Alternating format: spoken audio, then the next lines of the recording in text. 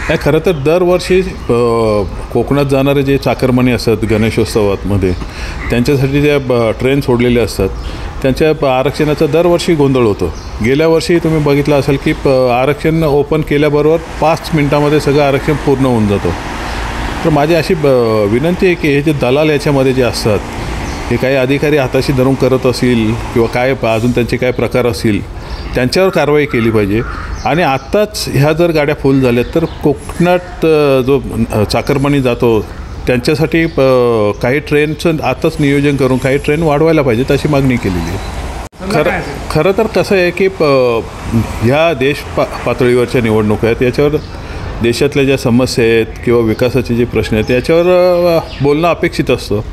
सत्ताधारी पक्ष आता बोलतो आहे की आम्ही यापुढे असा विकास करणार आहोत, या प्रकारे जाणार आहोत, परंतु जे विरोधक आहेत त्यांच्याकडे अजेंडाच नाही आहे, त्यांच्यात एकही दिसत नाही आहे. त्यामुळे मुद्दे नसलेले हे विरोधी पक्ष जे निवडणुका लढायला चाललेले आहेत ते असं कुठेतरी कमरेखाली वार करतायत सध्या. दुर्दैवाने आपल्या लोकशाहीत ही शोकांतिका म्हणावी लागेल की एवढी मोठी इलेक्शन तुम्ही मुद्दे न घेता लढतायत. त्यामुळे काय बोलू शकतो या विषयावर.